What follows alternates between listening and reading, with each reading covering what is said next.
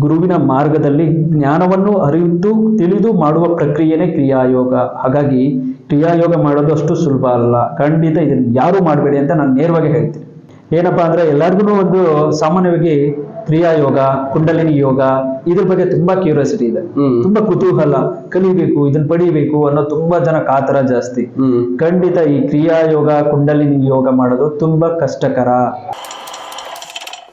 ನಮಸ್ಕಾರ ವೀಕ್ಷಕರೇ, ನಾವು ವಿಶೇಷವಾದ ವ್ಯಕ್ತಿಗಳನ್ನ, ವಿಶಿಷ್ಟವಾದ ವ್ಯಕ್ತಿಗಳನ್ನ ಪ್ಲಸ್ ಬೇರೆ ಬೇರೆ ಸ್ಪೆಷಲ್ ವಿಷಯಗಳನ್ನ ಜನರಿಗೆ ತಿಳಿಸ್ಬೇಕು ಅಂತ ಇರೋರನ್ನ ನಿಮಗೆ ಪರಿಚಯ ಮಾಡಿಸ್ತಾ ಇರ್ತೀವಿ. ಆ ತರದಲ್ಲಿ ನಿಮ್ಗೆ ಎಷ್ಟೋ ಜನ ಗೊತ್ತಿರಬೇಕು, ಆರ್ಯ ಶಂಕರ್ ಅವರು. ಇವರು ನಿಮ್ಮ ಹತ್ರ ಎಷ್ಟೋ ಜನರ ಹತ್ರ ಮಾತಾಡಿರ್ತಾರೆ, ತಿಳ್ಕೊಂಡಿರ್ತೀರ ಇವ್ರ ಬಗ್ಗೆ. ಇವರು ಜನರಿಗೆ ಅವರು ತಿಳ್ಕೊಂಡಿರುವಂತ ವಿದ್ಯೆಗಳನ್ನ ಪ್ಲಸ್ ಅವ್ರು ಏನೇನ್ ಸಾಧನೆ ಮಾಡಿದ್ದಾರೆ ಆ ವಿಷಯಗಳನ್ನ ಜನರಿಗೆ ತಿಳಿಸ್ಬೇಕು ಅಂತ ನಮ್ಮ ಮೀಡಿಯಾ ಮೂಲಕ ಜನರನ್ನ ಕಾಂಟ್ಯಾಕ್ಟ್ ಮಾಡ್ತಾ ಇದ್ದಾರೆ. ಇನ್ನ ಇದ್ರಲ್ಲಿ ಏನಂದ್ರೆ ಅವರು ಯಾವ ರೀತಿ ಸಿದ್ಧಿಗಳನ್ನ ಪಡ್ಕೊಂಡಿದ್ದಾರೆ, ಪ್ಲಸ್ ಯಾವ ಸಿದ್ಧಿನ ಎಷ್ಟು ವರ್ಷ ಸಾಧನೆ ಮಾಡ್ಬೇಕಾಗುತ್ತೆ, ನಿಜವಾದ ಗುರು ಅಂದ್ರೆ ಯಾರು, ಇಂಥ ವಿಷಯಗಳನ್ನ ನಾನು ಅವ್ರ ಜೊತೆ ಮಾತಾಡದೆ ಕೆಲವಷ್ಟನ್ನ ಕ್ಲಾರಿಫೈ ತಗೊಂಡಿದ್ದೀನಿ. ಜನಕ್ಕೂ ಅದರಿಂದ ತುಂಬಾನೇ ಅನುಕೂಲ ಆಗುತ್ತೆ. ಎಷ್ಟೋ ಜನ ನಾನು ನೋಡಿದಾಗೆ ಆ ವಿದ್ಯೆ ಕಲಿತೀನಿ, ಈ ವಿದ್ಯೆ ಕಲಿತೀನಿ ಅಂತ ಹೋಗಿ ಎಷ್ಟೋ ಜನರ ಹತ್ರ ದುಡ್ಡು ಕೊಟ್ಬಿಟ್ಟು ಕಳ್ಕೊಂಡಿರ್ತೀರಾ, ಪ್ಲಸ್ ಅದರಿಂದ ಡಿಸ್ಟರ್ಬ್ ಆಗಿರ್ತೀರಾ. ಯಾವ ವಿದ್ಯೆ ಕಲಿಬೇಕು ಅಂದ್ರೆ ಅಷ್ಟು ಈಸಿ ಇಲ್ಲ. ಆ ಸಿದ್ಧಿಗಳನ್ನ ಪಡ್ಕೋಬೇಕು ಅಂದ್ರೆ ಅದಕ್ಕೆ ಕಟಾಕ್ಷ ಅನ್ನೋದೊಂದಿರುತ್ತೆ, ಪ್ಲಸ್ ಸರಿಯಾದ ಗುರು ಮಾರ್ಗದರ್ಶನ ಇರಬೇಕು. ಈ ಎರಡಿದ್ರೆ ಮಾತ್ರ ಜೀವನದಲ್ಲಿ ಎಲ್ಲ ಸಿಗುತ್ತೆ. ಒಳ್ಳೆ ಗುರು ಮಾರ್ಗದರ್ಶನ ಇಲ್ಲದೆ ಸಿದ್ಧಿ ಪಡೆಯೋದಕ್ಕೆ ಹೋಗಿ ಎಷ್ಟೋ ಜನ ಪ್ರಾಣ ಕಳ್ಕೊಳ್ಳೋ ಲೆವೆಲ್ ತನಕ ಹೋಗ್ಬಿಟ್ಟಿರ್ತಾರೆ. ಅಂತವ್ರನ್ನು ಎಷ್ಟೋ ಜನರನ್ನ ಕ್ಯೂರ್ ಮಾಡಿದ್ದಾರೆ ಆರ್ಯ ಶಂಕರ್ ಗುರೂಜಿ ಅವರು. ಇನ್ನ ಇವರು ಹೇಗೆ ಈ ವಿದ್ಯೆಗಳನ್ನ ಕಲ್ತರು, ಪ್ಲಸ್ ಅವ್ರಿಗೆ ಈ ವಿದ್ಯೆಗಳು ಹೇಗೆ ಸಿದ್ಧಿ ಆಯ್ತು, ಅದಕ್ಕೆ ಯಾರ ಅನುಗ್ರಹ ಅನ್ನೋದು ಸಿಕ್ತು, ಆ ವಿಷಯಗಳನ್ನ ನಾನು ಅವ್ರ ಜೊತೆನೆ ಕೇಳಿ ನಿಮ್ಗೆ ತಿಳಿಸ್ಕೊಡ್ತಾ ಹೋಗ್ತೀನಿ. ಇನ್ನ ನಾವು ಇವ್ರ ಜೊತೆ ತಿಳ್ಕೊಳ್ಳೋದು ತುಂಬಾನೇ ಇರುತ್ತೆ. ಆ ವಿಷಯಗಳನ್ನ ಒಂದೊಂದೇ ಕ್ಲಾರಿಟಿ ಕೊಡ್ತಾ ಹೋಗ್ತೀನಿ. ಬನ್ನಿ ಅವ್ರ ಜೊತೆ ಮಾತಾಡೋಣ. ಸರ್ ನಮಸ್ಕಾರ. ಸರ್ ನಮಸ್ಕಾರ. ಎಲ್ಲರಿಗೂ ಆರ್ಯ ಶಂಕರ್ ಮಾಡುವ ನಮಸ್ಕಾರಗಳು.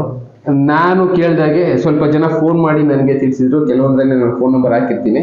ಅವ್ರು ಫೋನ್ ಮಾಡಿ ತಿಳಿಸಿದ್ದೇನು ಅಂದ್ರೆ, ಈ ತರ ಆರ್ಯ ಶಂಕರ್ ಅನ್ನೋರೊಬ್ರು ವಿದ್ಯೆಗಳನ್ನ ಕಲ್ತಿದ್ದಾರೆ. ಚಿಕ್ಕ ವಯಸ್ಸಿನಲ್ಲೇ ಸ್ವಲ್ಪ ಸಾಧನೆಗಳನ್ನ ತುಂಬಾ ಮಾಡಿದ್ದಾರೆ.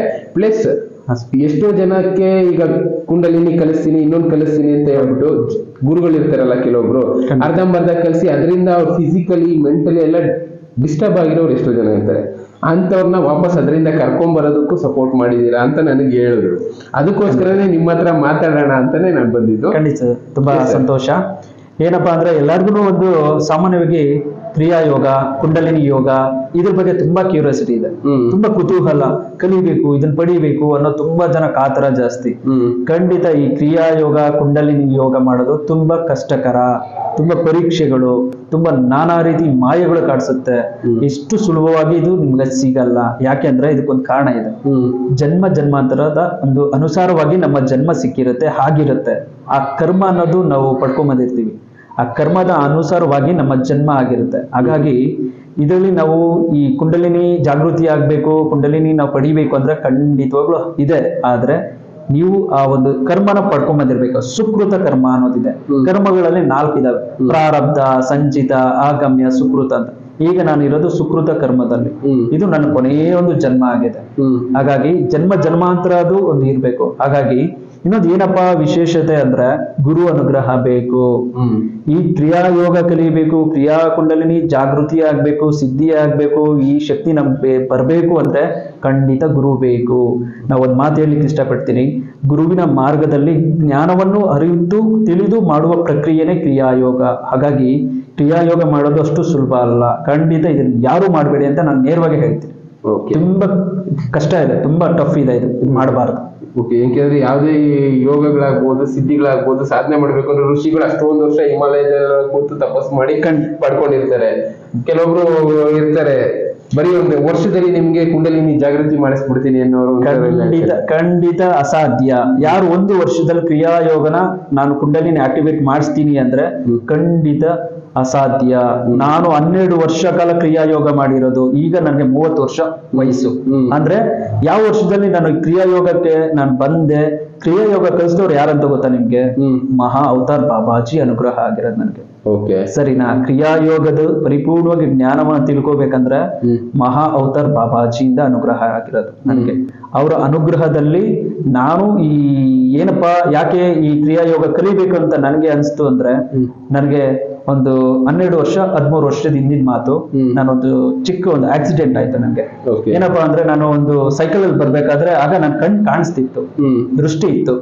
ಅಚಾನಕ್ಕಾಗಿ ಒಂದು ಆಕಸ್ಮಿಕವಾಗಿ ಆದಂತ ಒಂದು ಘಟನೆ ಏನು, ಆ ಸೈಕಲ್ ಅಲ್ಲಿ ಬಿದ್ದಾಗ ಒಂದು ಬಲವಾದ ಒಂದು ಏಟು ಬಿತ್ತು ನನಗೆ ತಲೆಗೆ. ಬಿದ್ದಾಗ ನನಗೆ ಏನಾಗ್ತಿದೆ, ಒಂದು 24 hours ನಾನು ಸೈಕಲ್ ಅಲ್ಲಿ ಬಂದೆ, ಬಿದ್ದೆ, ಎದ್ದೆ, ಏನಾಯ್ತು, ಇದೇ ಪ್ರಶ್ನೆ ನಾನು ಮೂಡ್ತಿತ್ತು. ಆ ರೀತಿ 24 hours ಆಯ್ತು.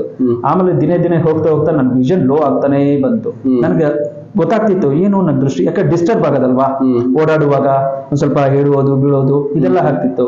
ಯಾಕೆ ಈ ತರ ವಿಷನ್ ಈ ತರ ಆಗ್ತಿದೆ, ಎಲ್ಲಾ ಕಡೆ ಹೋದೆ, ತೋರಿಸ್ಕೊಂಡೆ, ಸರ್ಜರಿ ಮಾಡಿಸಿದೀನಿ ನಾನು. ಎಲ್ಲಿ ಬೆಂಗಳೂರಲ್ಲಿ ಎಷ್ಟು ಹಾಸ್ಪಿಟಲ್ಸ್ ಇದೆ ಅಷ್ಟು ಹಾಸ್ಪಿಟಲ್ಸ್ ಸುತ್ತಾಡ್ಕೊಂಡ್ ಬಂದಿದ್ದೀನಿ. ಮತ್ತೆ ಬೇರೆ ಬೇರೆ ಒಂದು ಆಯುರ್ವೇದಿಕ್ ಮೆಡಿಸಿನ್ಸ್, ಹೋಮಿ ಎಲ್ಲ ತಗೊಂಡಿದ್ದೀನಿ. ಯಾವ್ದ್ರಲ್ಲಿ ಕ್ಯೂರ್ ಆಗ್ಲಿಲ್ಲ. ಇದು ಯಾಕೆ ಹೇಳ್ತಿದ್ದೀನಿ ಅಂದ್ರೆ, ಈ ಒಂದು ಸಮಸ್ಯೆ ನನ್ಗೆ ಬಂದಾಗ ನನಗೆ ದೇವ್ರು ಅನ್ನೋದೇ ನನಗೆ ಹೋಗ್ಬಿಡ್ತು, ನಂಬಿಕೆನ ಹೋಗ್ಬಿಡ್ತು. ಯಾಕಂದ್ರೆ ನಾನು ಯಾರಿಗೂ ಸುಳ್ಳು ಹೇಳ್ತಿರ್ಲಿಲ್ಲ, ಮೋಸ ಅನ್ನೋದಿಲ್ಲ, ಅನ್ಯಾಯ ಮಾಡಬಾರ್ದು, ಕಳ್ತನ ಮಾಡಬಾರ್ದು, ಈ ತರ. ಯಾಕೆ ಇದು ಒಂದು 4 ಸಿದ್ಧಾಂತ ಹೇಳ್ತೀನಿ ಅಂದ್ರೆ, ಚಿಕ್ಕ ವಯಸ್ಸಲ್ಲಿ ಒಂದು ಘಟನೆ. ನಮ್ದು ಒಂದು ಅಂಗಡಿ ಇತ್ತು. ಅಂಗಡಿಯಲ್ಲಿ ನಾನು ನಮ್ಮ ತಾಯಿಯೊಟ್ಟಿಗೆ ಇದ್ದಾಗ ಒಂದು 5 rupees 10 rupees ಎತ್ಕೊಂಡ್ಬಿಟ್ಟೆ. ಅದನ್ನ ನಮ್ಮ ತಾಯಿ ನೋಡಿ ಕರೆದು ಬೈದು ಹೇಳಿದ್ರು, ಕಳ್ತನ ಮಾಡಬಾರ್ದು, ಸುಳ್ಳು ಹೇಳ್ಬಾರ್ದು, ಮೋಸ ಮಾಡಬಾರ್ದು, ಒಬ್ರಿಗೆ ಅನ್ಯಾಯ ಮಾಡಬಾರ್ದು ಅಂತ. ಎತ್ಕೊಂಡಿದ್ದ ದುಡ್ಡು ವಾಪಸ್ ತಗೊಂಡು ಮತ್ತೆ 10 ರೂಪಾಯಿ ನನಗೆ ದುಡ್ಡು ಕೊಟ್ಟಿದ್ರು. ಅದು ನನಗೆ ತುಂಬಾ ಹಾಳವಾಗಿತ್ತು ಚಿಕ್ಕ ವಯಸ್ಸಿಂದ. ಹಾಗಾಗಿ ಈ ತರ ಎಲ್ಲ ಇರುವಾಗ ನಾನು ಯಾರಿಗೂ ಏನೂ ಮಾಡ್ತಿರ್ಲಿಲ್ಲ. ನನ್ಗೆ ಯಾಕೆ ಈ ತರ ಮಾಡ್ಬಿಟ್ಟ ದೇವ್ರೇ ಇಲ್ಲ ಅಂತ ಹೇಳ್ಬಿಟ್ಟೆ. ದೇವ್ರಿಲ್ಲಿದ್ದಾನೆ ಇಲ್ಲ. ನಾನು ಈ ತರ ಇದ್ದಾಗ ನನ್ಗೆ ಯಾಕೆ ಈ ತರ ಆಯ್ತು, ನನ್ನ ದೃಷ್ಟಿ ಯಾಕೆ ಇಟ್ಕೊಂಡ, ದೇವ್ರಿಲ್ಲ ಅಂತ ತುಂಬಾ ದೇವ್ರನ್ನ ದ್ವೇಷಿಸ್ತಿದ್ದೆ ನಾನು, ಕೋಪ ಮಾಡ್ಕೋತಿದ್ದೆ. ಯಾವ ಟೆಂಪಲ್ಗೆ ಹೋಗ್ತಾ ಇರ್ಲಿಲ್ಲ, ಯಾವ ದೇವಸ್ಥಾನಕ್ಕೆ ಹೋಗ್ತಾ ಇರ್ಲಿಲ್ಲ. ಇದೇ ರೀತಿ ನಾನು ಕಷ್ಟಪಡ್ತಿದ್ದೆ. ಅದಾದ್ಮೇಲೆ ನನ್ಗೆ ಈ ಜೀವನನೇ ಬೇಡಪ್ಪ, ಈ ಬದುಕೇ ಬೇಡ, ಏನಕ್ಕೆ ನಾನು ಇನ್ನ ಕೆಲ್ಸಕ್ಕೆ ಬರಲ್ಲ. ಯಾಕಂದ್ರೆ ನಂದು 10th ಲಾಸ್ಟ್. ಅದಾದ್ಮೇಲೆ ನಾನು ತುಂಬಾ ಓದ್ಬೇಕು ಅನ್ನೋದು ನನ್ಗೆ ತುಂಬಾ ಇಚ್ಛೆ ಇತ್ತು, ಆಗ್ಲಿಲ್ಲ ಓದ್ಲಿಕ್ಕೆ. ಅದಾದ್ಮೇಲೆ ಈ ತರ ಸಮಸ್ಯೆ ಆಯ್ತು, ಎಲ್ಲಾ ಕಡೆ ಸುತ್ತದೆ, ತುಂಬಾ ಕಷ್ಟಪಟ್ಟೆ, ಯಾರಿಂದನೂ ಸಾಲ್ವ್ ಮಾಡ್ಲಿಕ್ಕೆ ಆಗ್ಲಿಲ್ಲ. ಈ ಒಂದು ಸಮಸ್ಯೆ ಬಂದು ರೆಟಿನಾ ಪಿಗ್ಮೆಂಟೋಸಸ್ ಅಂತ, ನರಗಳು ವೀಕ್ ಆಯ್ತು ಅಂದ್ರೆ ಅದನ್ನ ಗ್ರೋತ್ ಮಾಡ್ಲಿಕ್ಕೆ ಆಗಲ್ಲ ಅಂತ, ಈ ಪ್ರಾಬ್ಲಮ್. ಹಾಗಾಗಿ ಅದು ಟೈಮ್ ಇದಾಗೋಗಿತ್ತು, ಇನ್ನೇನು ಮಾಡ್ಲಿಕ್ಕೆ ಆಗಲ್ಲ. ಸರ್ಜರಿನೂ ಮಾಡಿಸಿದೀನಿ, ನಾನು ಲೆಫ್ಟ್ ಐ ಇದು ಸರ್ಜರಿ ಆಗಿದೆ, ನಾನು ಸರ್ಜರಿ ಮಾಡಿಸಿದ್ದೀನಿ. ಹಾಗಾಗಿ ಅದಾದ್ಮೇಲೆ ನಾನು ಇನ್ನೇನು ಇದೆಲ್ಲ ವರ್ಕ್ ಆಗಲ್ಲ ಅಂದ್ಬಿಟ್ಟು, ಸರಿ ಇನ್ನೇನು ಕೆಲ್ಸಕ್ಕೆ ಬರಲ್ಲವಲ್ಲ ಅಂದ್ಬಿಟ್ಟು ಒಂದ್ ದಿವಸ ಸೂಸೈಡ್ ಮಾಡ್ಕೊಳ್ಳಿಕ್ಕೆ ಟ್ರೈ ಮಾಡಿದೆ. ಆ ಒಂದು ರೂಮ್ ಅಲ್ಲಿ ಲಾಕ್ ಮಾಡಿದೆ. ಆಕ್ಚುಲಿ ಬಾಬಾಜಿ ಯಾರು ಏನು ಅಂತ ನನಗೆ ಗೊತ್ತಿರ್ಲಿಲ್ಲ. ಒಬ್ರು ನನ್ನ ಅಣ್ಣನಿಗೆ ಕೊಟ್ಟಿದ್ದಂತ ಫೋಟೋ ಅದು ಆ ರೂಮ್ ಅಲ್ಲಿ ಇಟ್ಟಿದ್ವಿ. ದೇವ್ರ ಮನೆ ದೊಡ್ಡ ಹಾಲ್ ಇದೆ, ಒಂದು ಹಾಲ್ ಅಲ್ಲಿ ಇತ್ತು. ಒಂದು ಗೋಡೆಗೆ ಹಾಕಿಟ್ಟಿದ್ರು ಅಷ್ಟೇ. ಇಲ್ಲಿ ಪ್ರತಿದಿನ ಎಲ್ಲಾ ದೇವ್ರಗಳಿಗೆ ಬೈಕೊಂಡು ಓಡಾಡ್ತಿದ್ದೆ.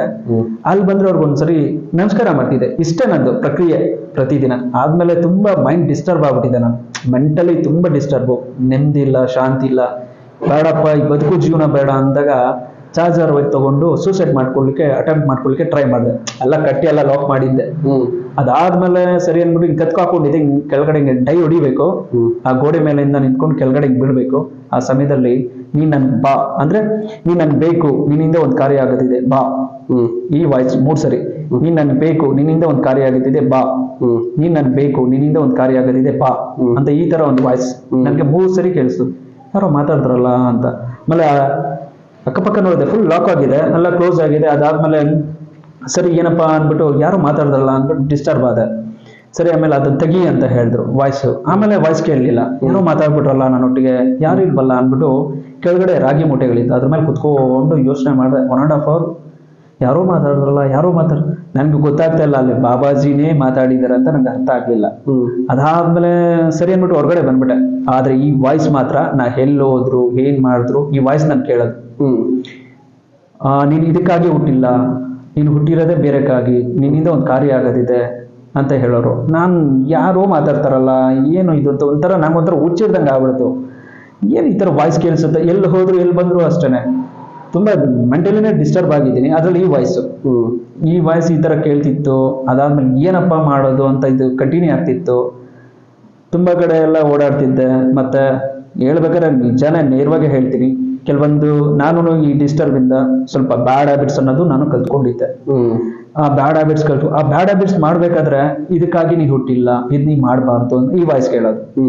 ಇದು ಸತ್ಯ. ಯಾಕೆ ಇದನ್ನ ನೇರವಾಗಿ ನಾನು ನಿಮ್ಗೆಲ್ಲರಿಗೂ ತಿಳಿಸ್ತಿದ್ದೀನಿ ಅಂದ್ರೆ, ಒಬ್ಬ ಮನುಷ್ಯನ ಒಂದು ಜೀವನ ಬದುಕು ಹೇಗೆ ಟರ್ನಿಂಗ್ ಪಾಯಿಂಟ್, ಒಂದು ಗುರು ಅನುಗ್ರಹ ಆದ್ರೆ ಒಬ್ಬರ ಒಂದು ಜೀವನ ಬದುಕು ಹೇಗೆ ಬದಲಾಗತ್ತೆ, ಪರಿವರ್ತನೆ ಆಗುತ್ತೆ ಅನ್ನೋದಕ್ಕೋಸ್ಕರ ನಿಮ್ಗೆ ನೇರವಾಗಿ ಹೇಳ್ತೀವಿ. ನನ್ನ ಜೀವನದಲ್ಲಿ ನಡೆದಂತ ಘಟನೆಗಳು, ಬಾಬಾಜಿ ಅನುಗ್ರಹ ಆದ್ಮೇಲೆ ನನ್ನ ಬದುಕು ಜೀವನ ಏನೆಲ್ಲ ಒಂದು ಚೇಂಜಸ್ ಆಯ್ತು, ಲೈಫ್ ಸ್ಟೈಲ್ ಹೇಗೆ ಒಂದು ಬಂತು ಅನ್ನೋದಕ್ಕೆ ನೇರವಾಗಿ ಹೇಳ್ತೀವಿ ನಿಮ್ಮಲ್ಲಿ. ಸರ್, ಹಾಗಾದ್ರೆ ಈಗ ನಿಮ್ಗೆ 2 ಐ ವಿಷನ್ ಪ್ರಾಬ್ಲಮ್ ಇದೆ ಅವಾಗಿಂದನು. ಖಂಡಿತ. ಎಷ್ಟು % ವಿಷನ್ ಇದೆ ಹೇಳ್ಬೇಕಂದ್ರೆ ಸರ್, ಇದು ತುಂಬಾನೇ ಒಂದು ಪ್ರಾಬ್ಲಮ್. ಇದು ಈ ತರ ಸಮಸ್ಯೆ ಯಾರಿಗೂ ಬೇಡ ಅಂತ ನಾನು ಹೇಳ್ತೀನಿ. ಇದಕ್ಕೊಂದು ಕಾರಣನೂ ಇದೆ. ಯಾಕಂದ್ರೆ ಈಗ ನಾನು ಈ ಸ್ಥಾನಕ್ಕೆ ಬರಬೇಕು ಅನ್ನೋದಕ್ಕೊಂದು ಕಾರಣ ಇದೆ. ನಾನು ಇವತ್ತು ಈ ಸ್ಥಾನಕ್ಕೆ ಬರಬೇಕು, ಈ ಕ್ರಿಯಾಯೋಗ ಕಲಿಬೇಕು, ಬಾಬಾಜಿ ಅನುಗ್ರಹ, ಇದೆಲ್ಲ ದೈವ ಚಿತ್ತ ಆಗಿರುತ್ತೆ. ಪೂರ್ವ ಜನ್ಮದಲ್ಲಿ ನಾ ಯಾರಾಗಿದ್ದೆ ಅನ್ನೋದಕ್ಕೋಸ್ಕರ ಇದು ಆಗಿರುತ್ತೆ.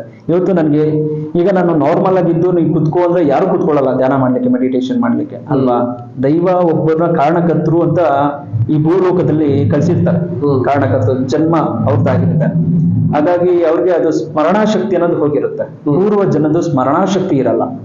ಮತ್ತೆ ಸ್ಮರಣಾಶಕ್ತಿ ಬರ್ಬೇಕಾದ್ರೆ ಗುರು ಅನುಗ್ರಹ ಬೇಕು. ಆ ಗುರು ಅನುಗ್ರಹ ಆದ್ಮೇಲೆನೆ ಖಂಡಿತ ಸ್ಮರಣಾಶಕ್ತಿ ಅನ್ನೋದು ಬರುತ್ತೆ. ಇವತ್ತು ನನ್ನ ಬದುಕಲ್ಲಿ ಈ ತರ ಆಯ್ತು, ಈ ವಿಷನ್ ಹೋಯ್ತು, ಒಂದ್ ಕಾರಣ.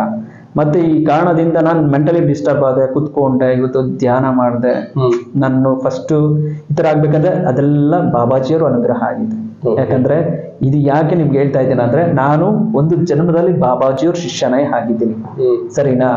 ಯಾಕಂದ್ರೆ ಈ ಒಂದು ಜನ್ಮಗಳಲ್ಲಿ ಈ ಶಿಷ್ಯರು ಏನಾಗುತ್ತೆ, ಒಂದ್ ಮಿಸ್ಟೇಕ್ ಆಗುತ್ತೆ, ಒಂದ್ ತಪ್ಪು ನಡೆದೋಗ್ಬಿಡುತ್ತೆ. ಆ ಒಂದು ಶಿಷ್ಯತ್ವ ಒಂದು ಮತ್ತೆ ನಡೆಯುವಾಗ ಆ ಜನ್ಮದಲ್ಲಿ ಇದ್ದಾಗ ಅವಾಗ ಏನಾಗುತ್ತೆ, ಪುನರತಿ ಜನನಂ ಪುನರತಿ ಮರಣಂ ಕಳಿಸ್ಬಿಡ್ತಾರೆ. ಇನ್ನೊಂದು ಜನ್ಮ ಎತ್ತೋಗು, ಸಾಧನೆ ಮಾಡಿ ಬಾ, ಮತ್ತೆ ಬಾ ನಿನ್ನಲ್ಲಿ ಅಂತ ಕಳಿಸ್ಬಿಡ್ತಾರೆ.